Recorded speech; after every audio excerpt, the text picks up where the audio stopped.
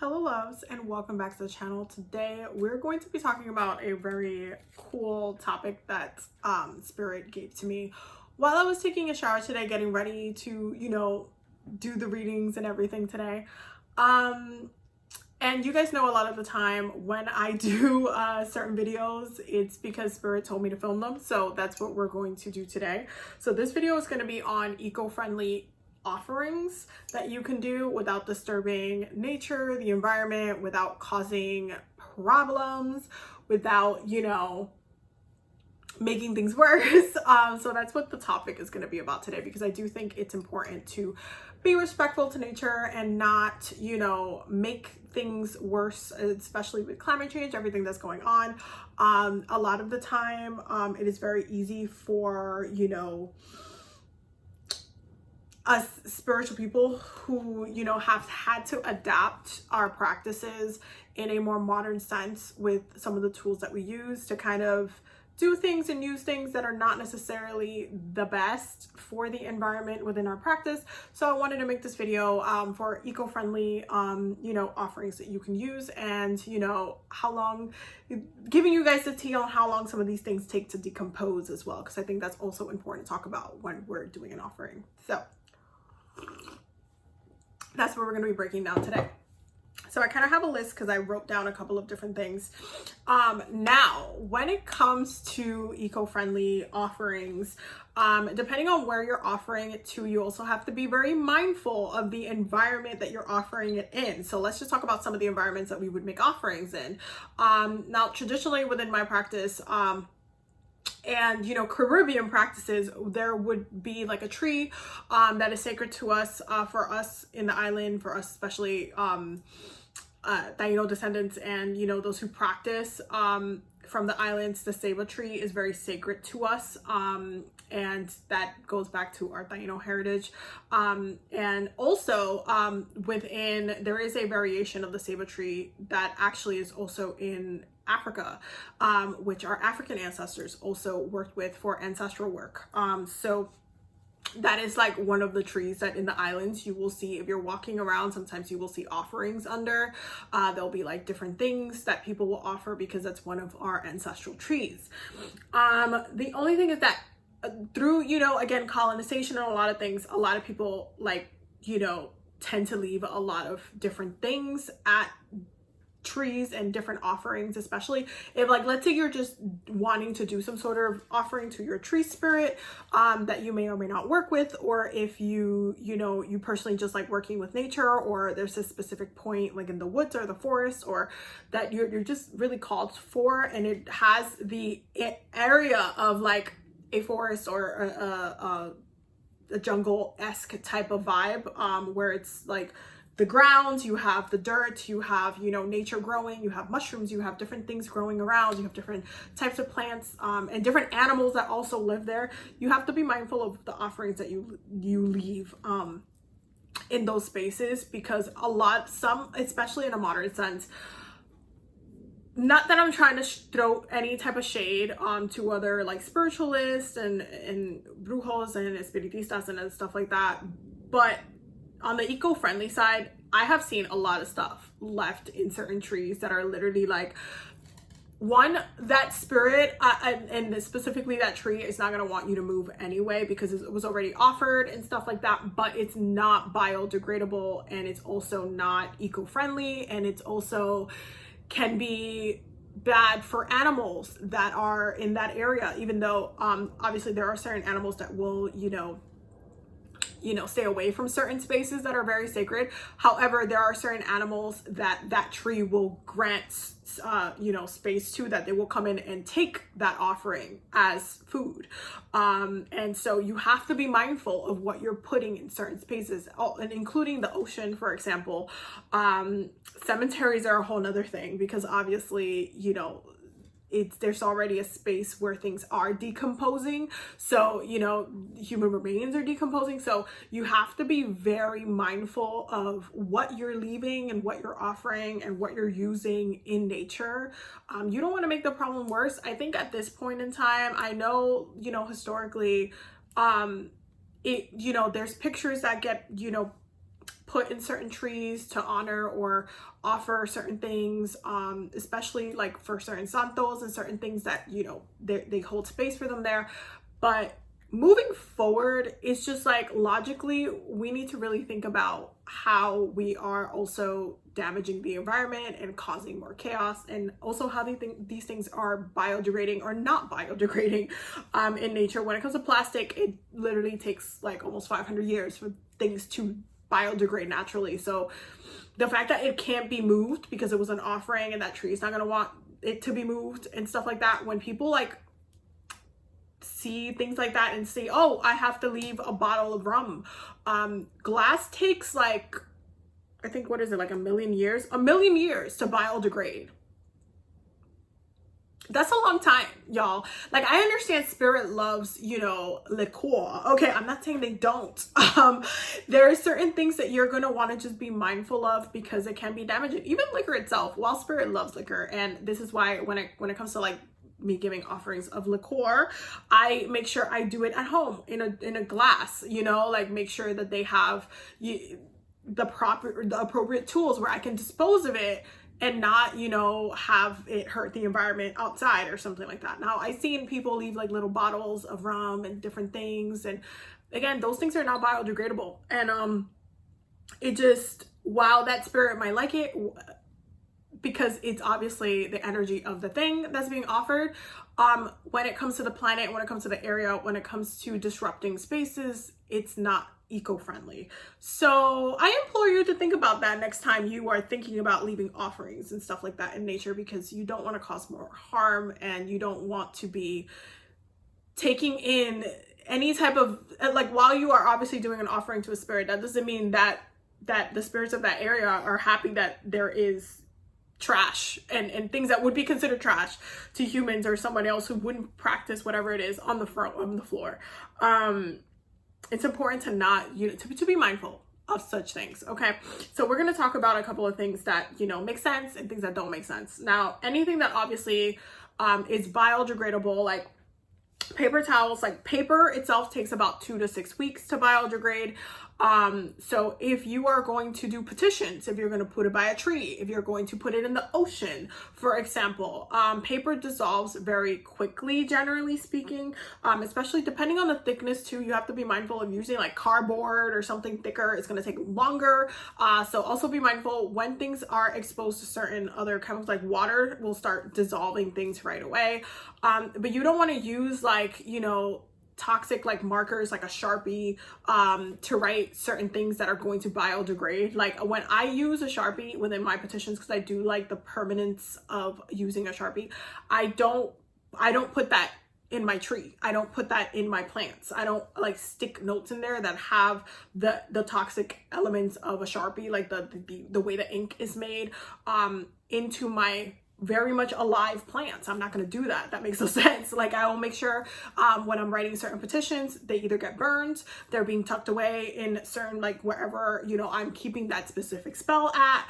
Like I'm not going and just putting it in nature, putting it by my tree, putting it in my plants, putting it in the ocean, because you're contributing chemicals that are not meant to be there in that environment, and it's not, you know, eco-friendly. What I would recommend if you're trying to do something very, very eco-friendly, you can take a paper, whether it is like, you know, this material of, you know, this, like the brown bag material, the craft kind of brown. You can take that, or you can take a leaf that either has recently fallen from the ground. It depends on also where you live. You can take like a leaf from a, like outside, and obviously you're going to want to do some sort of offering like to that plant or tree that gave you that leaf. What I like to do offerings of water. That's obviously the easiest biodegradable thing, and it also nourishes the plant, so you're not doing anything wrong. But if you're going to take a leaf, you can carve out your intention. Instead of writing it, you can carve it with something. You could take like something like, you guys know how I bought that little pointed needle thing? I'm trying to find it. This. It's like the carving tool. It has like this point. I got this at the Dollar Tree. I can literally take a leaf, and then, you know how my, like this specific plant always gives you leaves. When it's time and it gives me like a yellow leaf, I can take it and carve it out, card off my petition, roll it up, you know, roll it towards you. You're still following the procedure of the thing, but you're just not, you know, making it unbearably, you know, bad for the environment. So you can carve out your petition. You don't necessarily need to put in oil, you know, if you're doing that, because oil takes 1 to 30 years to biodegrade. So you have to think about that when it comes to putting petitions in the ground and in the ocean. And obviously when it comes to jars, because I know jars are a big one that people will then bury or stuff like that. I don't recommend putting jars in the ground. I already told y'all, glass takes a million years to fully decompose. You're not going to want to put something in the ground that's going to take that long unless you're trying to do a generational curse or something. Like you're actually trying to do something that's like, no, I want you to be in this for a long time. Like, you might need to understand that there also is going to be consequences for you setting that type of intention on the ground that's going to end up decomposing and being transmuted by the planet in a million years. Like, yeah, you're going to impact that person or that spell is going to do whatever, but you are still causing harm to the planet. And that can, you know, backfire on you in certain, like, especially if that environment, you have to understand when you're going into the ocean, when you're going into the forest, when you're going into the jungle, when you're going to these certain spaces by the river, there's spirits there.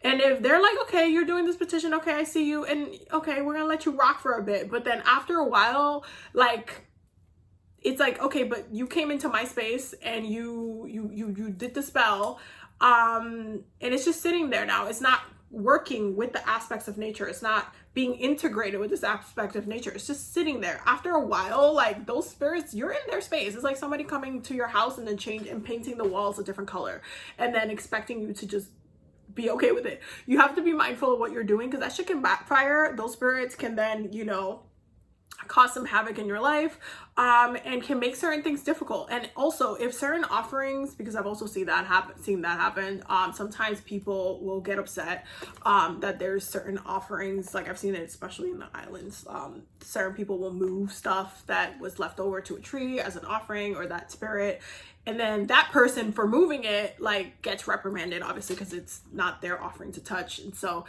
it's very complicated spiritually, but the best bet is to just put something there that's actually going to decompose, actually going to not harm the environment. And so it integrates perfectly in nature, and it's not, you know, like, you don't have those who are very mindfully eco-friendly but not spiritual, like, oh my god, look, trash, and they'll clean it up and then they get fucking cursed for, you know, moving something that wasn't theirs to move. You don't want to make things like more difficult than it needs to be. Like, don't put, just, you know, keep it very eco-friendly. When it comes to certain offerings that you might want to put into the ground, like things like milk, or like especially different types of milk that can be disposed of in the grass, that's not going to harm the environment. Oil obviously takes a longer time to decompose, so you're not going to want to add any type of oils. If you're doing oils, you're going to want to just rub them on your body, or do them in a candle where they're, you know, working with the base and they're mixing with the base, and eventually will be, you know, extinguished with the flame. It's not like it's going to sit there. If you're doing anything glass, just avoid the glass part unless you're bringing that thing back home with you. If you're going to do a candle outside or something like that, you're going to want to bring it in. Like, if you're going to sit with it outside, you want to maybe sit or bask in it in the sun for a while, or charge it by the water. Obviously, don't leave it in the ocean overnight. Don't do that. Like, right? Like, common sense.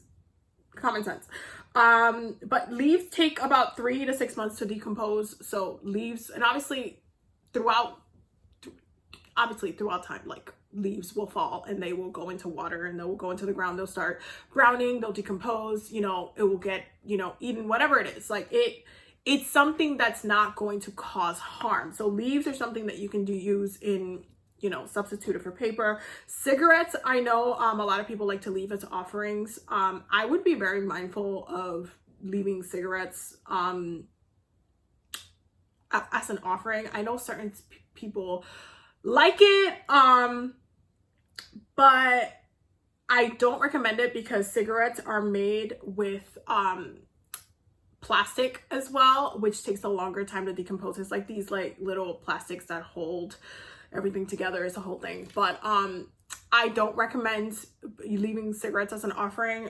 When it comes to cigarettes anyway, a lot of it is just really watered down indigenous practices, because the whole practice of tobacco comes from indigenous people, and the whole practice of tobacco itself actually comes from my ancestors, because the word tobacco is actually is an Arawak word, and it comes from us. The reason why everybody like it's so obsessed with tobacco is literally because they got obsessed with it with our Taino ancestors.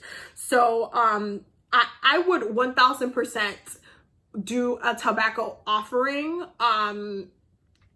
over a cigarette, because it's just not going to biodegrade. Tobacco leaves are, when they're dried, they are biodegradable, obviously, and it is traditional. However, tobacco ceremonies are very, very sacred, and I know many different practices. It comes from our indigenous practices, period.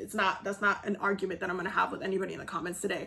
It comes from indigenous practice, period. Tobacco offerings 1000% are an indigenous practice. If that's not part of your practice, I don't recommend doing it, because it's just not part of your practice. Like kind of like using white sage or Palo Santo, if it's not part of your practice, and especially those practices that are specifically closed, I don't see why you have any business using it. However, tobacco is one of the things that spirit loves. A lot of spirits love tobacco because it is sacred. It's always been an offering to spirit. Like, it's been one of those things. So when it comes to tobacco itself, it is part of your practice. That's perfectly fine to leave as an offering, because it is literally traditional. That's how it is used, and it actually biodegrades naturally as leaves would. So yeah, cigarettes are a no. 18 to 10 years to leave a whole pack of cigarettes, or even to just leave one cigarette, or even just avoid cigarettes. It's just not a good one. If you're trying to work with certain, like if you're trying to do like hexes, if you're trying to do like poop or certain things in spell work, I would be mindful of what you're using. Like dog poop, for example, it takes 1 year to biodegrade. So if you're going to do some sort of hex and, you know, put it out in nature, and you're going to use like certain poop, like cow manure is something that biodegrades. It actually fertilizes the ground, something that you can use. But there are certain animals that their poop won't biodegrade for quite a bit, so just keep that in mind as well. Banana peels, like if you wanted to wrap an intention or something in a banana, like it takes 3 to 4 weeks, up to 2 years, depending on, you know, the environment that you're putting it in. Like if you're putting it in like in a compost, or if you're putting it by a tree or by nature, where it's going to, the rain is going to hit on it and it's going to start, you know, decomposing, then, you know, it happens quicker. But if it's just, you know, kind of left on its own side, it's going to take a couple of years. So just keep that in mind. Cardboard, 2 to 3 months. Hair will take 1 to 2 years in the soil to biodegrade. So you want to keep that in mind when it comes to offering your hair, or, you know, leaving it out in nature or stuff like that. I know there's some birds that will use, like if there's a hair offering, they'll use it for their nests and stuff like that. But also keep that in mind when it comes to doing hair offerings, that it can be used by birds. If you want to offer it to a bird, you know, make sure you're not having oils and different products that could harm them, or if like they're putting it in their mouths, that can be toxic. You know, common sense, but I have to state it because certain things are just like not common sense for some people, so I have to state it. Orange peels take about 6 months to biodegrade, that citrus and the acid and everything. Apples takes 8 weeks to biodegrade. Cotton takes 6 months to biodegrade. If you're gonna wrap something in cloth, make sure it's natural, like natural fibers that are biodegradable. If you're going to like bury something, whether even if it's an animal or something, or wrap something in something, you can do it in like a cotton, and it's gonna take, and if you put it in the, you know, in the ground, it'll take about 6 months to biodegrade. But just make sure that, you know, you're doing it appropriate, and you're not adding a bunch of stuff that it's going to make it more difficult, or coating it in something that makes it more difficult to biodegrade. Paper towels, 2 to 4 months to biodegrade. We said oil, 1 to 30 years to biodegrade. Sunflower seeds, 3 years. Like certain nuts, obviously they have a harder kind of shell and a harder kind of, they're thicker. They're not like they don't have a high water content. So when it comes to certain fruits, like, you know, pineapples or berries take 2 weeks to biodegrade. So if you're trying to do an offering, something sweet, berries take 2 weeks to biodegrade. Coconuts take 2 months, just about 2 months. Like it's just, you know, a pineapple like takes in the ocean 2 months to biodegrade. So if you're doing like offerings in the ocean, you're gonna want to have water content inside so that they're actually biodegrading. If you're doing nuts and stuff like that, they just take a little bit of a longer time. If you're trying to do like menstrual, like moon cycle, witchery, pads take 25 years to biodegrade and they have plastic in them. So just no, the answer is no. Just if you're gonna do blood magic, that could be a whole separate video, but just don't you do it with your pad. Like just common sense. Plastic, if it has plastic in it, it's gonna take upon hundreds of years to biodegrade. So keep that in mind. You don't want to, you know, make it more difficult for you. Acorns can take like 6 months to a few years to biodegrade. Again, they're a thicker material, so kind of like even like cinnamon and stuff like that, if you wanted to leave that like that, the bark of it takes a while to biodegrade. Herbs, obviously, and like flowers, it's really they biodegrade faster because, again, higher water content, they're very thin, and they die off fairly quickly. So as an offering, flowers are fine, because obviously they biodegrade so easily. A lot of people bring flowers to the ocean for offerings, and a lot of people also leave flowers at burial grounds, and they're very easily biodegradable, even though people come in and clean that up because, you know, they want to clean that up. But even if you're like trying to leave an offering in the forest or the jungle, whatever, like flowers are biodegradable. Like you'll be fine. Just make sure like whatever water it was sitting in, it's not like super toxic, so it's not disrupting the environment, and, you know, causing a ruckus. Anyway, so all this to say, it's eco-friendly ways to do your spell work, and common sense needs to have common sense. If you're going to do like an incense kind of offering, you can do like the bundles, like the, you know, these type of bundles. You can do those type of bundles. Those obviously is made from herbs. Like charcoal is biodegradable. Once you burn it, the residue is going to be biodegradable. Like you're fine. Certain incenses that are made with like fragrance oils and stuff like that, I wouldn't, you know, necessarily put outside. Keep certain things in mind. You don't want to introduce random ass chemicals into, you know, I would stick to the resins. Like if you're going to burn an incense offering or something, stick to the resins, stick to the, you know, like herb bundles like this. That's going to just be, it's just going to make more sense. Okay. So that's for like air offerings. Like tobacco is seen as an air offering too, because it's burnt most of the time. That it's burnt as an offering or left there as an offering. So yeah, I think we covered pretty much everything. If you're going to do a fire offering, obviously a lot of the time is seen as like, oh, it's a campfire. We're going to do we're actually going to burn wood. That charcoal itself gets transmuted, like that's that whole thing, which is great for just like detoxing and stuff. So that's nature. That's fine. Like building a fire is fine. Just like if you're going to burn stuff inside the fire, you know, don't release and don't put anything in there that's going to release any fumes, any toxic fumes. Like, again, common sense. I think we covered everything. If I'm not mistaken, you just don't, you know, at the end of the day, don't disrupt the biodiversity of the space that you're offering to.